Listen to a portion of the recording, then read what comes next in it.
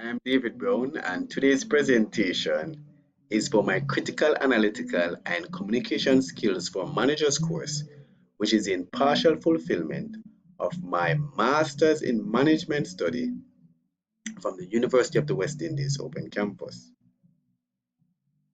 I am here to argue that culture can and by all means should shape your business marketing process in one form or the other.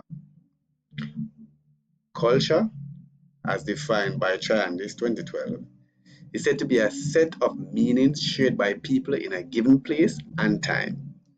This definition underscores the fact that culture is fundamentally psychological, in that it provides a common set of standards for perceiving, assessing, interacting, and acting.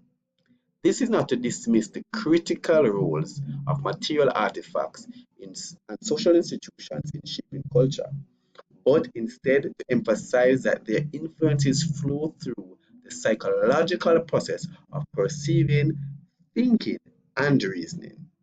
As such, decision making from the consumer's end is highly, and I repeat, is highly influenced in many instances by their culture.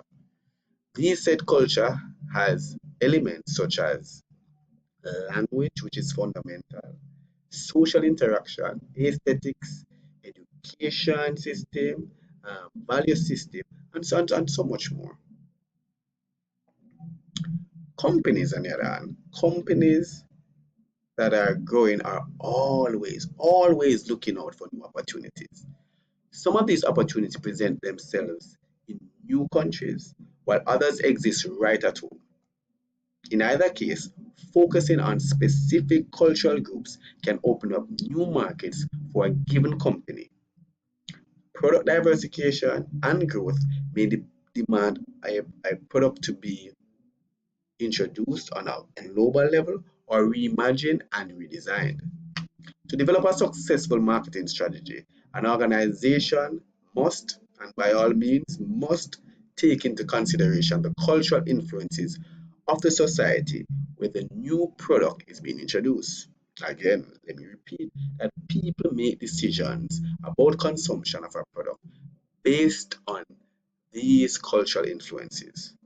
So, one culture could view the marketing efforts totally different from another culture. As such, the entire marketing process should be revisited based on each target market, and their individual grouping cultural needs should be factored in. Now, on the flip side, what if? What if we ignore culture in our marketing efforts? What if we did not analyze culture and factoring it into our product development, into our marketing strategy? No, would this copy and pasting of one product from one culture to the next without any changes, would this lead to any success? Would the influence of culture and analysis, would it improve the product doing well? Well, if it is that culture did not play a significant role in the success of a product and the product's marketing effort, then eBay, for example, would not have failed in China. Also, Tesco and a mega brand such as Walmart would still be in Japan today, according to Turner 2018.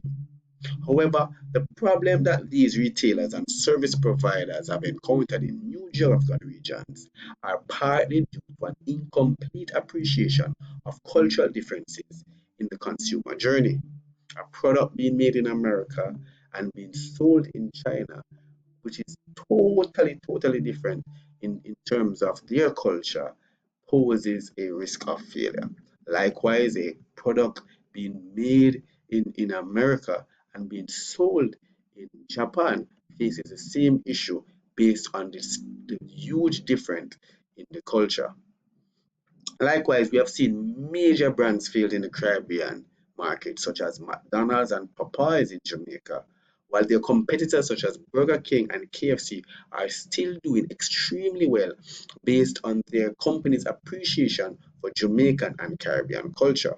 Also, we have seen products of companies that are doing well in the Eastern Caribbean field, such as Pepsi releasing Pepsi Blue in the Eastern Caribbean, and Pepsi Blue having a similarity in terms of look and color to Gramazone, a highly toxic and deadly pesticide that is well known in Caribbean culture to have accidentally caused a number of deaths. As such, the product was not, Pepsi Blue was not well received in the Eastern Caribbean and failed miserably in that market. As Thomas Wolfe said, culture is the arts elevated to a set of beliefs. And as we say in the Caribbean, beliefs can cure and beliefs can heal.